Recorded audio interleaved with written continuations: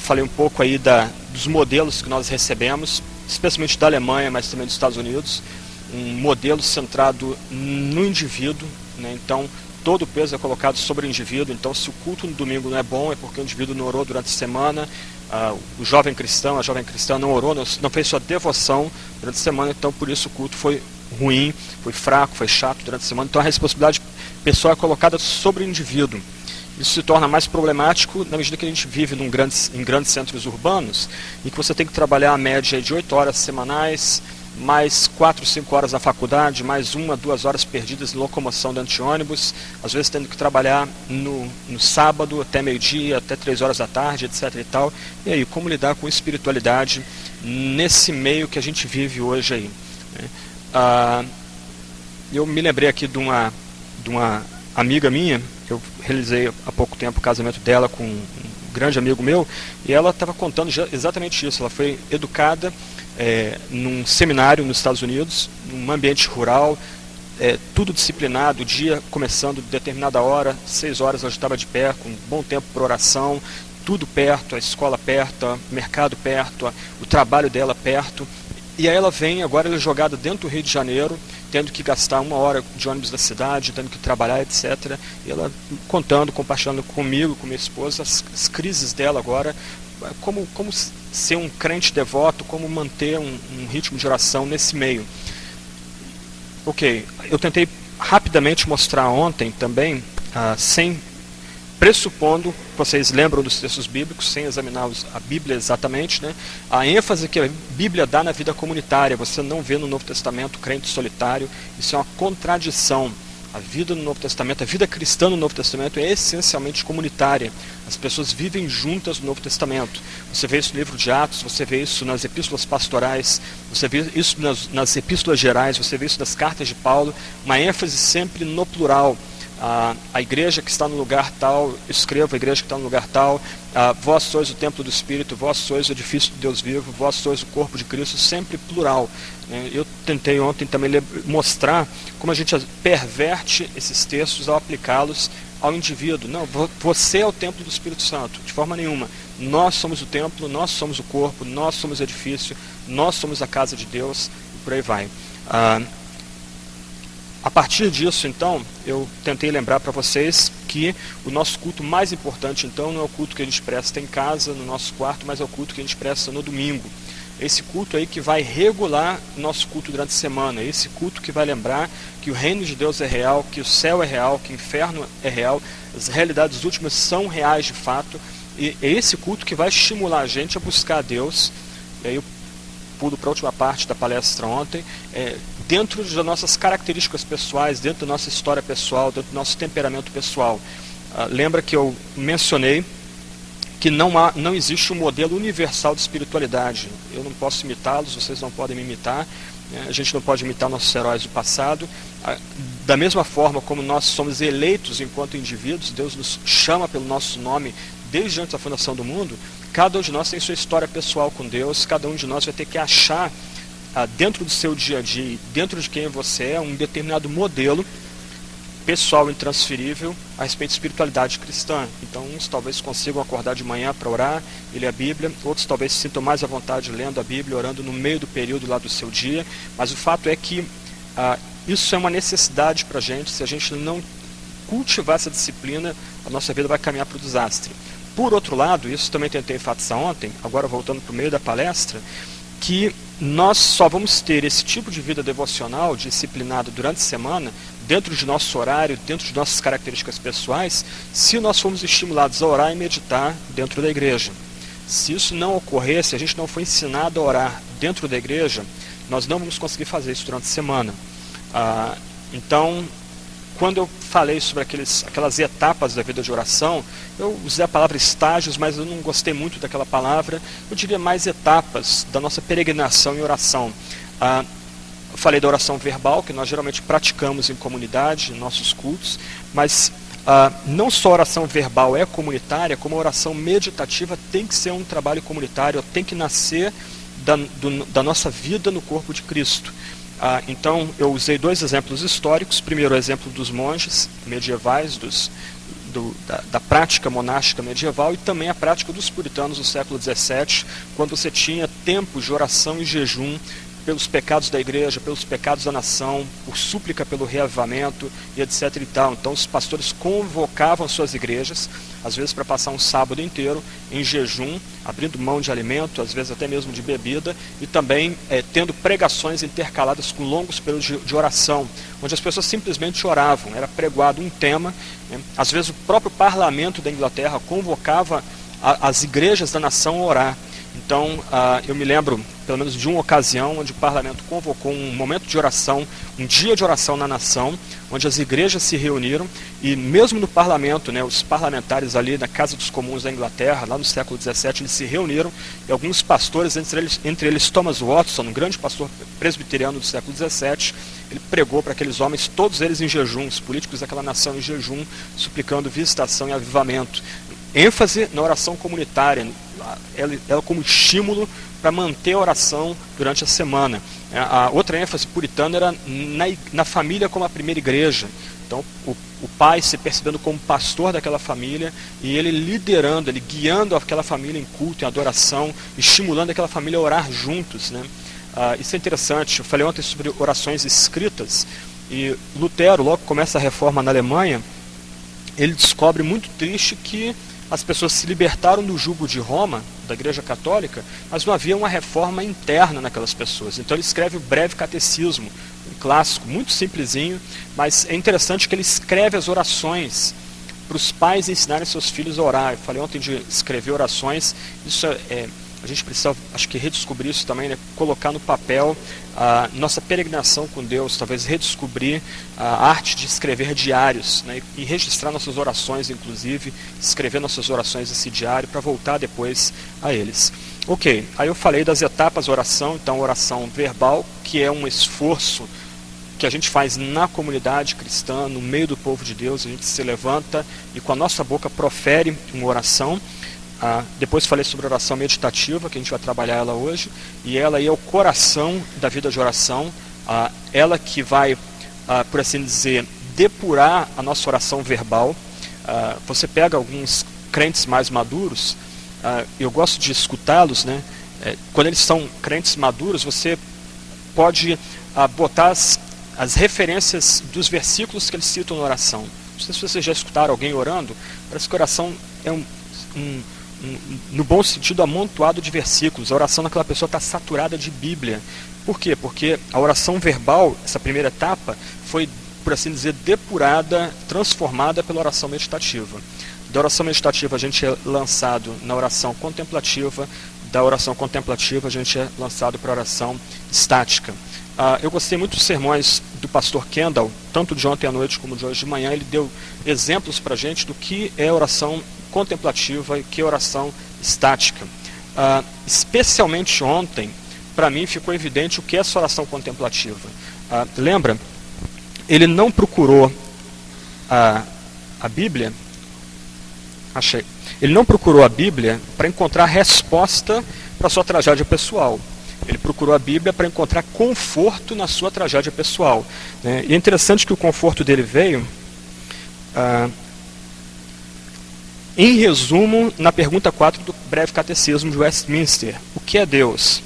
A resposta é: Deus é Espírito, infinito, eterno e imutável em seu ser, sabedoria, poder, santidade, justiça, bondade e verdade.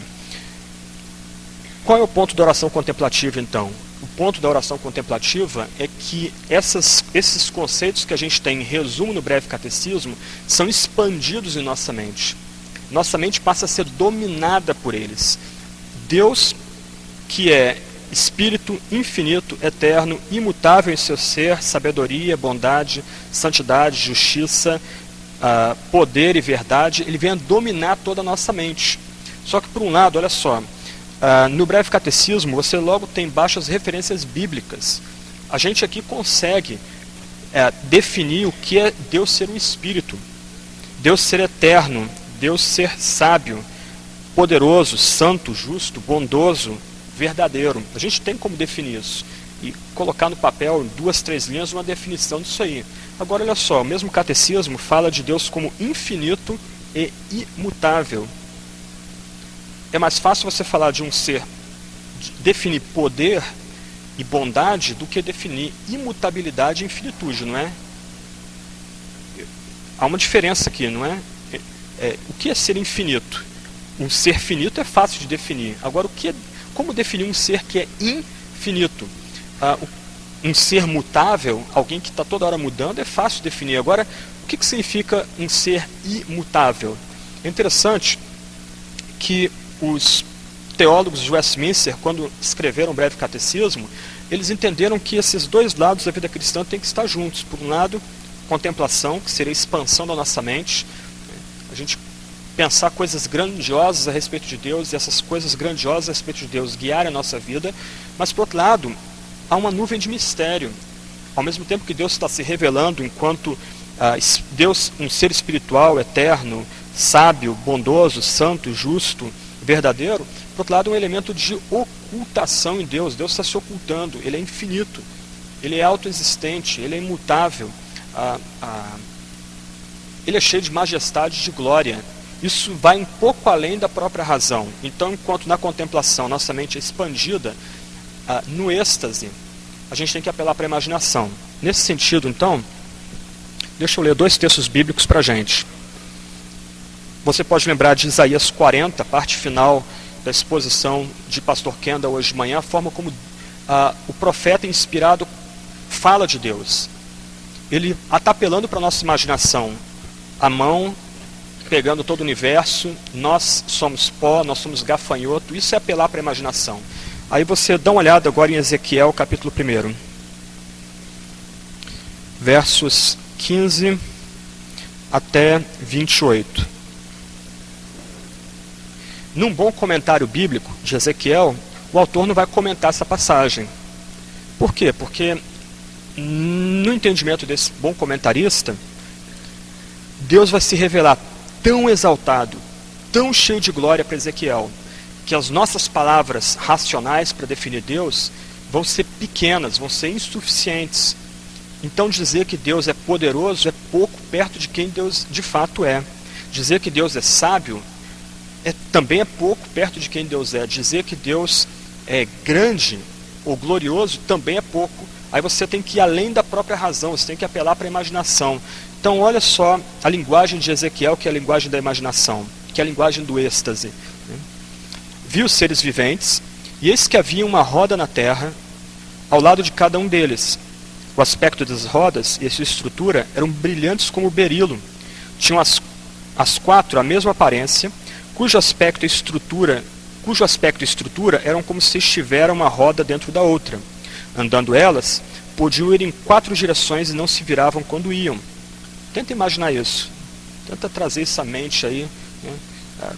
Tenta ir imaginando enquanto a gente lê. As suas cambotas eram altas e metiam medo, e nas 4 rodas as mesmas eram cheias de olhos ao redor. Andando os seres viventes, andavam as rodas ao lado deles, elevando-se eles, também elas se elevavam. Para onde o espírito queria ir, iam, pois o espírito os impelia. E as rodas se elevavam juntamente com eles, porque nelas havia o espírito dos seres viventes. Andando eles, andavam elas, e parando elas, paravam elas, e elevando-se elas da terra, elevavam-se também as rodas juntamente com eles, porque o espírito dos seres viventes estava nas rodas. Sobre a cabeça dos seres viventes havia algo semelhante ao firmamento, como cristal brilhante que metia medo, estendido por sobre a sua cabeça. Por debaixo do firmamento estavam estendidas as suas asas, a de uma em direção à de outro. Cada um tinha outras 2 asas com que cobria o corpo de um e de outro lado. Andando eles, ouviu o talalar das suas asas, como o rugido de muitas águas, como a voz do Onipotente. Ouviu o estrondo tumultuoso, como o tropel de um exército. Parando eles, abaixavam as asas. Veio uma voz de cima do firmamento que estava sobre a sua cabeça. Parando eles, abaixavam as asas. Por cima do firmamento que estava sobre a sua cabeça, havia algo semelhante a um trono como uma safira. Sobre essa espécie de trono estava sentado uma figura semelhante a um homem. Via como metal brilhante, como fogo ao redor dela, desde os seus lombos e daí para cima. E desde os seus lombos e daí para baixo, via como um fogo e um resplendor ao redor dela. Como aspecto do arco que aparece na nuvem em dia de chuva. assim no resplendor em redor. Esta era a aparência, nota a ênfase, esta era a aparência da glória do Senhor. Vendo isto, caí com o rosto em terra e ouvi a voz de quem falava. Vamos dar uma olhada em mais dois textos aqui. Apocalipse capítulo 1, que é um livro, na verdade, como um autor sugere, é o livro da imaginação que ora, uma imaginação santificada. Apocalipse capítulo 1, 9 até 20.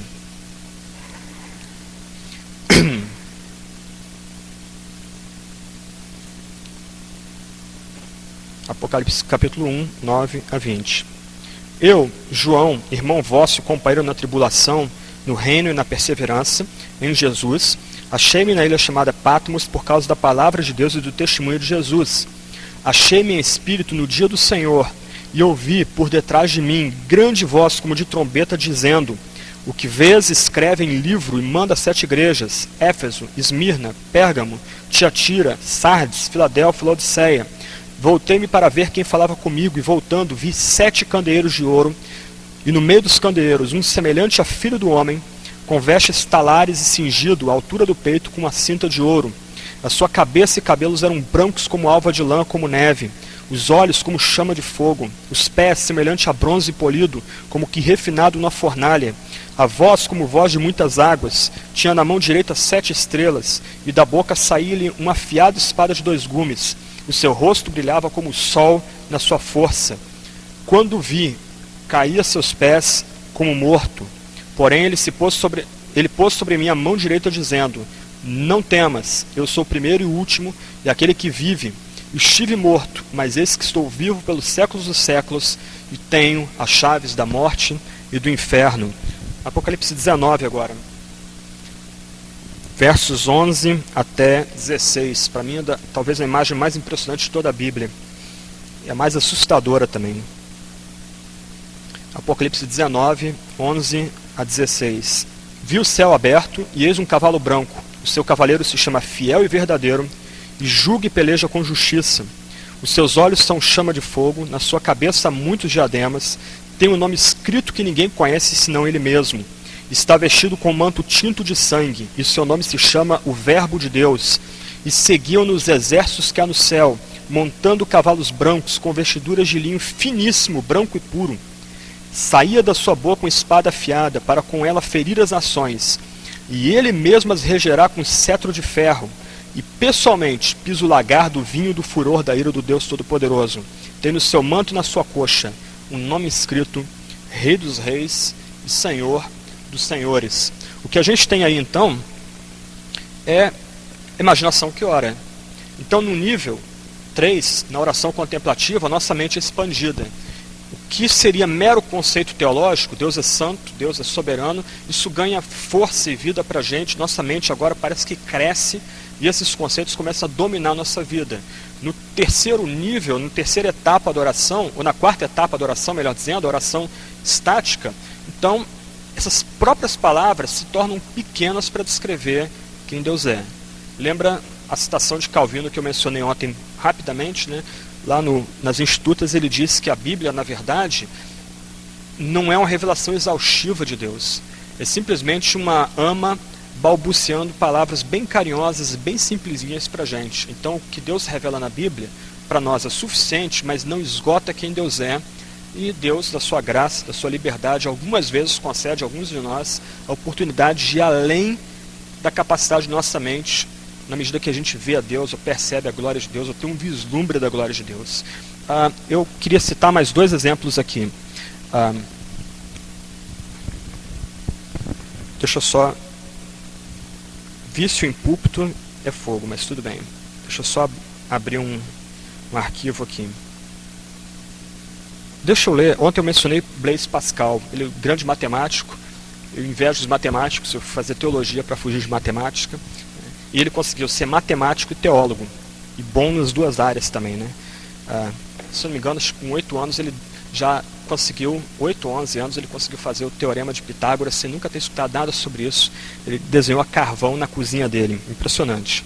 Ele se converteu, e ontem eu falei sobre a humildade daqueles que experimentam mais a graça de Deus. Eles ocultam as suas experiências Quem realmente chega a um terceiro estágio de oração, quarto estágio de oração, não vai ficar exibindo isso para os outros. E a experiência de Pascal é essa: ele escreveu a experiência dele, ele escreveu o que ele experimentou com Deus no dia da sua conversão e escondeu isso dentro do forro do seu casaco.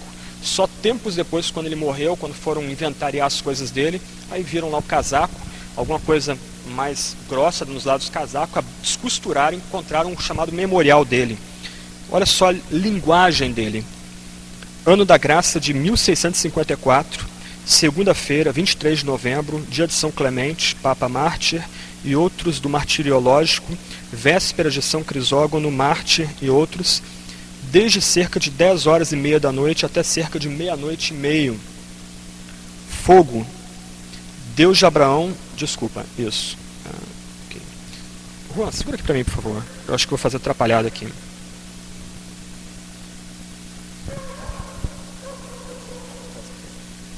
Ok. Então, ele diz o seguinte: fogo. Deus de Abraão, Deus de Isaac, Deus de Jacó, não dos filósofos e dos cientistas, certeza, certeza, sentimento, alegria, paz. Deus de Jesus Cristo. Aí ele cita um texto em latim, dizendo: meu Deus e vosso Deus. Teu Deus será meu Deus. Esquecimento do mundo e de tudo, exceto de Deus, só se encontra pelas vias ensinadas no Evangelho. Grandeza da alma humana. Pai justo, o mundo não te conheceu, mas eu te conheci. Alegria, alegria, alegria, pranto de alegria. Eu me separei dele. Agora, de novo, ele escreve em latim: abandonaram a mim, fonte de água viva. Meu Deus, me abandonareis? Que eu não me separe dele eternamente. Esta é a vida eterna, que eles te conheçam como o único Deus verdadeiro e aquele que enviaste, Jesus Cristo. Jesus Cristo, Jesus Cristo. Separei-me dele, fui dele, renunciei a ele, crucifiquei-o, que nunca seja separado dele. Ele só é mantido pelas vias ensinadas do Evangelho. Renúncia total e doce. Alegria eterna por um dia de provação na terra. Não me esquecerei das tuas palavras. Amém. Ele simplesmente escondeu isso. Você não tem como fazer uma análise lógica do que ele escreveu aqui. Ele simplesmente colocou no papel, com paixão, o que ele experimentou a respeito de Deus. Mas ele deliberadamente ocultou isso, e só depois da morte dele que foram descobrir isso. Aquilo era o memorial dele, o segredo dele com Deus. Então, um ponto aqui que a gente precisa frisar é que verdadeira espiritualidade não se exibe. Uma das pessoas mais pagãs que eu conheço começa suas aulas com oração. Ele vai para a capela da comunidade lá do seminário e ele ora. Talvez com mais beleza, com mais profundidade, com palavras mais bonitinhas, mais bem escolhidas do que a média aqui. Mas ele é ateu, ele é pagão. E aí? Então, verdadeira espiritualidade, ela se oculta, deliberadamente se oculta. Como o Tiago lembrou ontem, a glória toda é de Deus. A gente não busca Deus para ter poder, mas para conhecer mais dele. Então isso tem a ver com o que eu falei de oração. A irmã Marilene recomendou um livreto aqui da Fiel sobre oração, a oração que Deus responde. Então vocês podem depois adquirir lá na livraria. Mas um ponto que é enfatizado daquele livro é que a gente não ora para mudar Deus. Isso é loucura. Isso a pessoa, para afirmar isso, ela nunca pensou seriamente em quem Deus é e na dinâmica da vida de oração.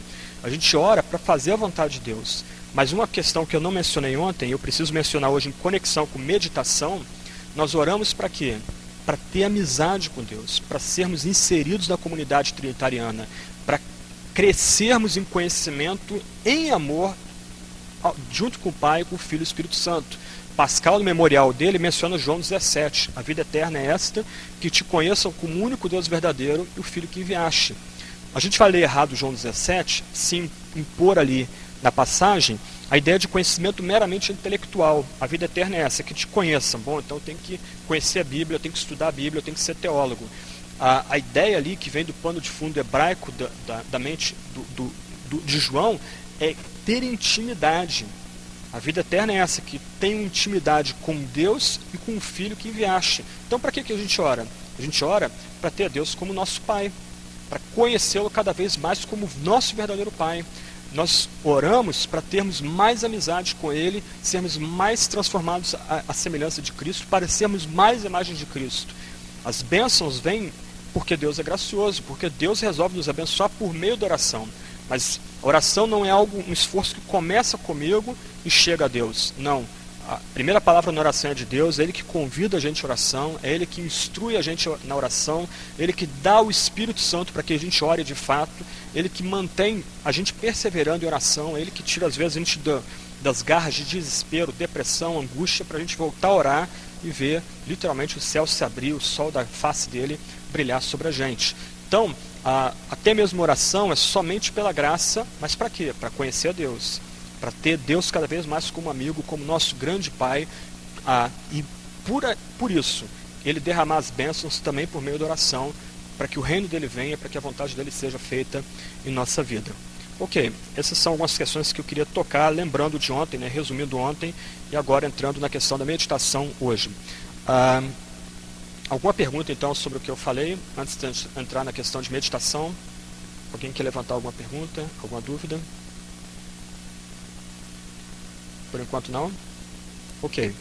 Eu sei que eu estou assim, jogando muitas questões diferentes diante de vocês. Eu espero que devagarinho a ficha vá caindo aí, elas vão se ajeitando aí, mas você pode fazer perguntas e levantar dúvidas ou contribuições também. Deixa eu falar sobre meditação então. Uma questão que a gente tem que lembrar é que a meditação não é um mero esforço anti-intelectual. Foi até o pastor Ricardo que depois veio me chamar a atenção para essa questão aí, para reforçar isso aí. A meditação não é simplesmente ler a Bíblia por ler, como se só ler fosse um ato mágico, isso fosse nos garantir algum tipo de graça ou bênção espiritual. Não, a gente tem que reforçar e reforçar de novo. O que é oração meditativa? É orar o texto, é suplicar para que o Espírito Santo venha com poder na sua palavra e nos molde a imagem da sua palavra. Por isso, geralmente na oração meditativa, a gente escolhe textos que falam da nossa união com Cristo. Então, por exemplo, dois textos que eu geralmente uso é João capítulo 6 e 1 João capítulo 4. Eu vou usar com vocês aqui João capítulo 15 daqui a pouco. Ou João 17 também é outro texto que a gente pode usar. Então, quando a gente, por exemplo, lê João 6, quem comer a minha carne, quem beber o meu sangue, tem a vida eterna, eu sou alimento que não perece, que permanece, contrapondo-se, né, ao maná que cai do céu, você come hoje, amanhã está com fome, né? Quando você lê aquele texto ali, você tem que orar para quê? Para ser alimentado pelo próprio Jesus. Se nós não formos alimentados pelo próprio Jesus, a gente não tem vida eterna.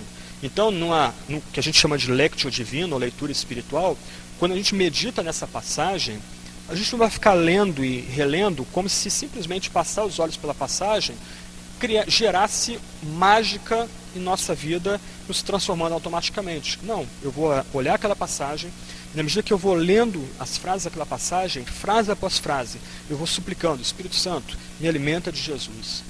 Eu quero provar Jesus, eu preciso desse alimento. Eu abro mão de comida, eu abro mão de bebida, abro mão dos meus livros, abro mão de sucesso ministerial ou sucesso profissional, eu abro mão de qualquer coisa, mas eu preciso dessa comida. Então, no tempo que você ficar em silêncio, 15, 20, 30 minutos, o que for, dependendo do que o guia, a pessoa que estiver guiando o grupo for dar o tempo lá, você vai estar o tempo todo olhando, sondando o seu coração, dizendo: quantas vezes eu tenho negligenciado esse pão que permanece, essa bebida que permanece? Eu preciso disso, isso é a minha existência. Se eu não tiver esse alimento, eu estou ferrado, eu estou morto, estou acabado, não preciso continuar vivendo, posso morrer agora. Então, é isso que a gente faz, é dessa forma que a gente vai empregar a mente enquanto a gente faz esse tipo de leitura. Por exemplo, 1 João capítulo 4, o texto diz: Deus é amor. Isso é interessante, algumas pessoas pegam esse versículo e dizem: poxa, então o principal atributo de Deus é amor. Ele engano. O texto ali não está falando de atributo de Deus. Você lê o resto da passagem, o texto vai dizer: nós sabemos que Deus é amor porque Ele enviou seu único Filho como propiciação para os nossos pecados. João, inspirado por Deus, usa a palavra mais complicada e mais bonita para falar do que houve na cruz. O Filho é enviado para quê? Para aplacar, satisfazer a ira santa de Deus sobre nós. Por isso que a gente experimenta amor. Ou melhor, vamos por partes. Por isso que a gente sabe que Deus é amor. Ao mesmo tempo que Ele nos ama enviando o seu Filho, Ele envia o seu Filho para satisfazer a sua ira que era sobre nós. Por isso que a gente sabe que o Pai é amor. Agora, você vai lendo a passagem, o texto continua dizendo: e nós experimentamos esse amor porque Deus nos deu o seu Espírito Santo. Ué, então a declaração Deus é amor não é uma declaração de atributos de Deus. A declaração Deus é amor é uma declaração a respeito de quem Deus é enquanto Pai, Filho e Espírito. Ele é amor. Nós sabemos que Ele é amor porque Ele enviou o seu Filho amado para morrer pelos nossos pecados, para satisfazer a sua ira santa, e por isso a gente sabe que Ele é amor, intelecto. Mas a gente experimenta que Deus é amor porque o Espírito Santo é derramado sobre nós. E aí o texto continua aqui: eu tenho que amar o meu irmão, eu tenho que amar o meu próximo porque Deus é amor. Se eu digo que amo a Deus que eu não vejo e não amo ao próximo a quem eu vejo, então eu sou mentiroso. Se Deus é amor, e eu sei que Deus é amor por causa do sacrifício do Filho dele, e eu experimento esse amor porque o Espírito é derramado em mim, então não é um conselho, mas é uma obrigação evangélica amar o meu irmão, a minha irmã. E amar no sentido de sacrifício, de estar pronto a dar sua vida por aquela pessoa. Aí quando eu leio essa passagem, na oração meditativa, primeiro, pelo menos para mim, eu vou suplicar para ser inserido nessa comunidade de amor. Eu quero experimentar esse amor que existe desde a eternidade. Deus sempre foi amor. Ele não precisou criar o mundo por solidão. O mundo é criado como transbordamento de um Deus que é amor desde a eternidade. Então eu vou orar a Deus, eu quero experimentar esse amor, eu quero estar inserido em Deus, eu quero literalmente mergulhar, eu quero estar dentro, experimentando essa comunidade de amor. Eu quero estar unido a esse Deus que é amor desde toda a eternidade. Por outro lado, eu vou ter que olhar meu coração e perguntar: será que então eu tenho buscado esse Deus que é amor? Será que Ele de fato guia todas as minhas relações? Será que Ele guia todas as minhas motivações? Então eu vou orar: Espírito Santo, vem e me molda esse texto. Me ajuda a não só experimentar amor, mas demonstrar amor de fato. Me ajuda a... Lembra, ênfase na comunidade, né? Eu só posso demonstrar amor se vivo em comunidade. Então me ajuda a viver nessa comunidade cristã e demonstrar amor pelas pessoas. E receber amor por elas também. Nota que então não é um mero exercício de mágica. Você vai ter que empenhar sua mente, vai ter que empregar sua mente na leitura do texto bíblico. E linha após linha, e sondando o coração, julgando a si mesmo e suplicando para que o Espírito Santo venha moldar a sua vida, moldar o seu caráter à imagem daquilo que está sendo revelado naquela passagem. Ok? Perguntas? Alguma questão que vocês queiram levantar? O alvo então da meditação é nos conformar à palavra. Quem é a palavra? O próprio Jesus. Então, em última instância, nós estamos sendo cada vez mais moldados, ou como um amigo meu diz, em última instância a gente está sendo tornado mini-cristos já nessa vida. Ele é o irmão mais velho, ele é o padrão, isso é a tragédia do nosso tempo. Nós temos tantas facilidades hoje.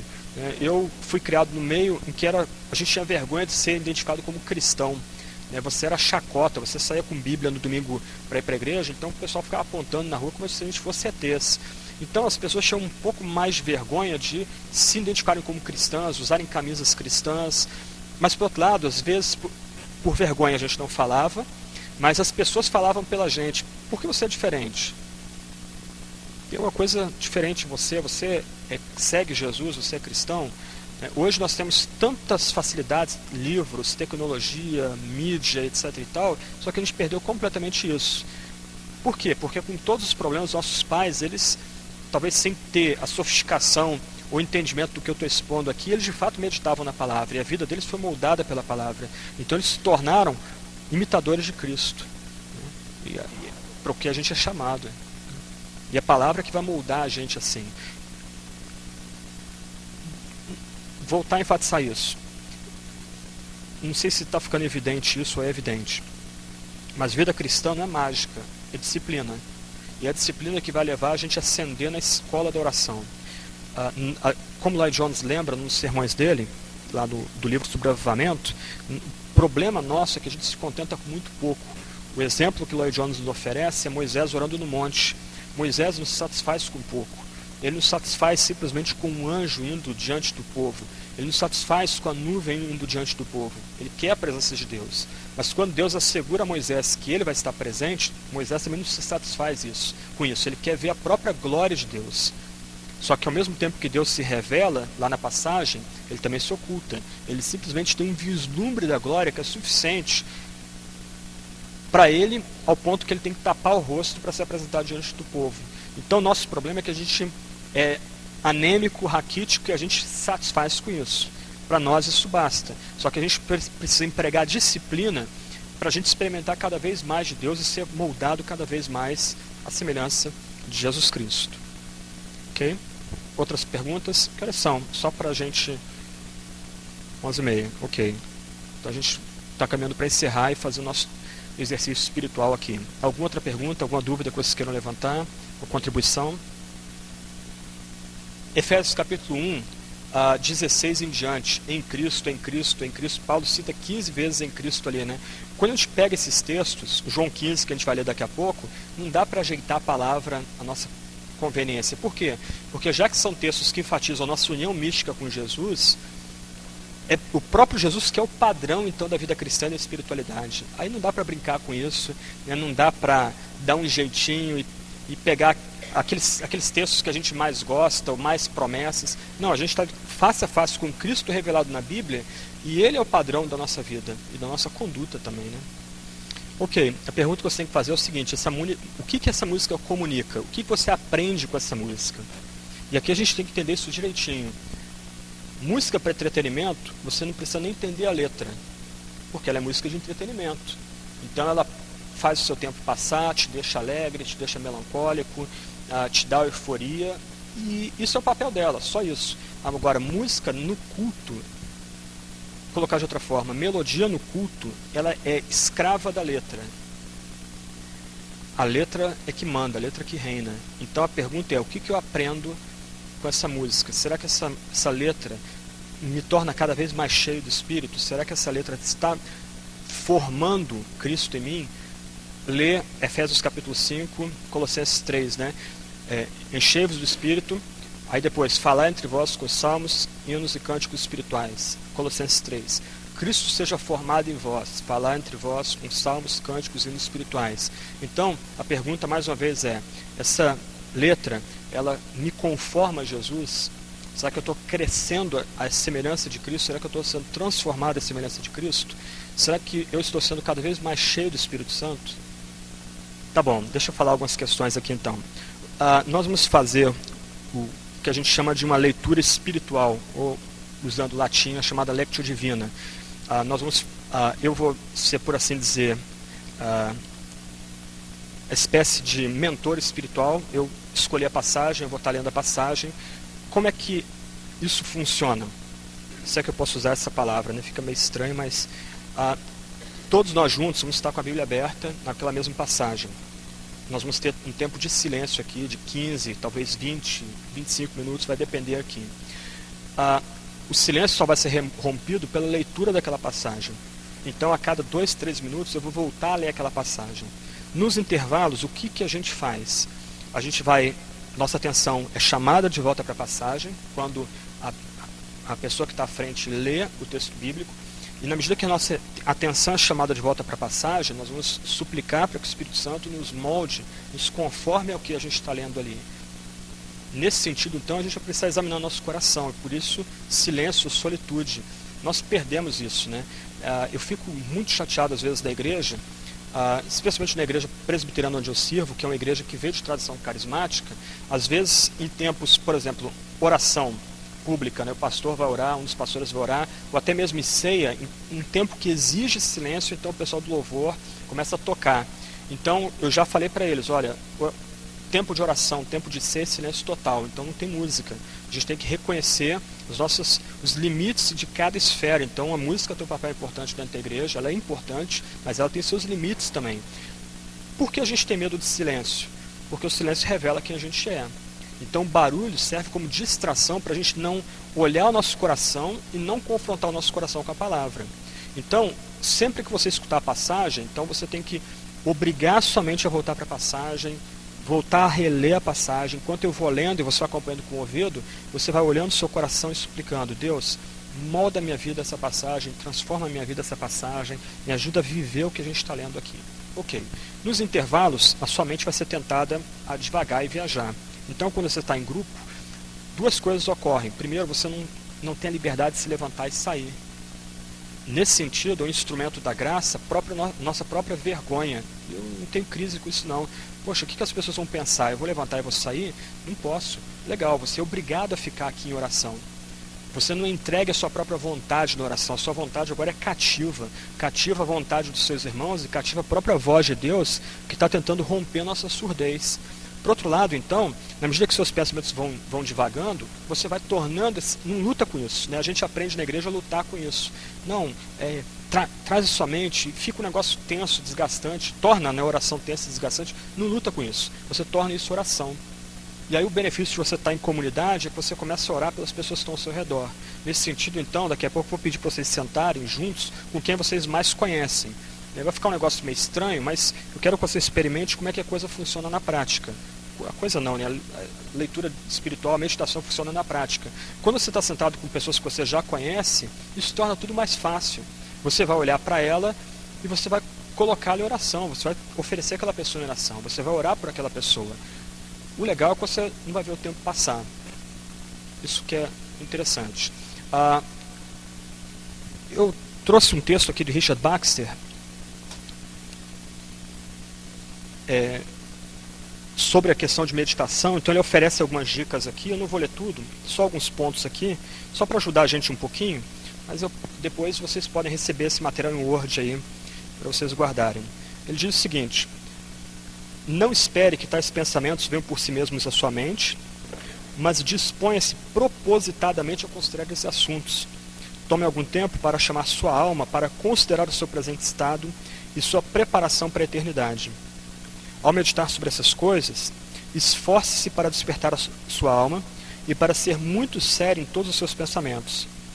Algumas questões aqui que ele coloca para a gente, para estimular ainda mais a meditação, né?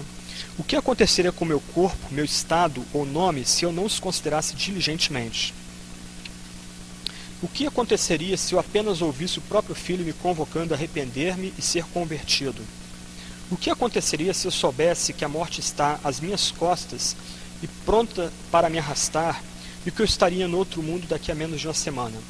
O que aconteceria se os meus olhos apenas fossem abertos para ver aquilo que eu digo crer e que certamente é verdadeiro? São algumas perguntas que ele sugere aqui para estimular nossa mente a meditar com seriedade, a encarar com seriedade a própria palavra de Deus. Ok? Alguma pergunta por hora? A gente já pode começar a trabalhar? Tá bom. Nós vamos ter o nosso momento de oração silenciosa então, lendo todos a mesma passagem. Ao final desse momento, eu quero estimular vocês a fazer o seguinte. Primeiro, a sair em silêncio. Então a gente vai sair daqui em silêncio. Quem quiser sair. Aqueles que quiserem permanecer para orar, também podem permanecer para orar sozinhos, permanecer para orar com outros irmãos ou irmãs aqui também. Tá? No final do período de silêncio, eu vou despedi-los com oração. Então a partir daí, alguns podem sair em silêncio, quem quiser ficar orando, pode ficar à vontade. Né? Aí, depois da meditação, o que você vai fazer, fica a critério seu. Né? Se você sinta-se à vontade para tomar o caminho que você preferir, ou você achar por bem. Uma última palavra que eu preciso dizer aqui. Eu sou pregador, meus heróis são pregadores. E eu gosto muito de avivamento. Só que avivamento não começa com pregadores, avivamento começa com oração. Então, só reenfatizando o que a irmã Marilene levantou ontem, a preocupação dela, não espera as coisas acontecerem. Entra literalmente numa aliança com alguns amigos e amigas aqui para começar a orar. E começar a orar na sua igreja. Então, quando você começa a estudar sobre avivamento, é interessante notar que avivamentos às vezes começam com 3, 4 pessoas orando juntas. Elas têm um peso pelo seu estado, pelo seu município, pela sua nação, pela sua igreja. E a partir daquelas orações são realizadas ali, que podem levar muito tempo, pouco tempo, isso também está debaixo da soberania de Deus. Deus simplesmente fende os céus em algum momento e renova a sua igreja. E reforçando o que eu falei ontem, nós precisamos de avivamento. Nossa situação no país é no mínimo dramática. A gente está a um fio de cabelo de se tornar Venezuela ou Colômbia. E se nós nos acostumarmos, se a gente achar isso muito normal, Deus vai cobrar o sangue daquelas pessoas que caem nessa nação das nossas mãos. nós precisamos começar a orar por renovação da nossa igreja, e em a igreja sendo renovada, o Estado também é renovado. Esse também é o padrão. Então, primeiro, homens e mulheres orando, aí Deus levanta pregadores, esses pregadores vão ajudar a reformar a igreja e limpar a igreja. Uma vez que a igreja seja limpa, uma vez que a igreja seja purificada pelo Espírito Santo, então o Estado também é limpo, o Estado também é purificado. Isso não assegura conversão de uma nação. Uma nação toda nunca se converte. Mas, por outro lado, por causa da percepção de que as pessoas estão face a face com um Deus Santo, criminalidade cai, a corrupção cai, os criminosos vão para a delegacia se entregar voluntariamente. Isso que aconteceu na Inglaterra, nos Estados Unidos, em épocas passadas. E a gente precisa lembrar que a gente aqui no Brasil nunca experimentou avivamento como em outros países, seja na China, África, Estados Unidos, Inglaterra, Escócia e por aí vai. Nós precisamos de avivamento. A sobrevivência de nossa nação depende do que Deus vai fazer na igreja. Se nós formos negligentes com oração, com meditação, então a gente não tem nenhuma esperança de futuro. Okay? Então não esperem, cobrem por um lado dos pastores, eles convocarem reuniões de oração, tempos de oração em comunidade, mas não espere isso acontecer, faça. Começa já aqui, entrando em acordo, em aliança com seus amigos, com seus irmãos, para começar a orar para a sua renovação pessoal e renovação do seu grupo, da sua igreja também.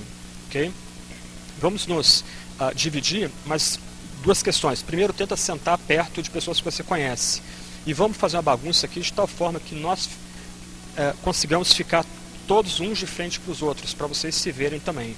Tá? A gente pode talvez estreitar o círculo um pouquinho, mas tenta sentar perto de pessoas que você já tem alguma familiaridade, você já conhece. Okay?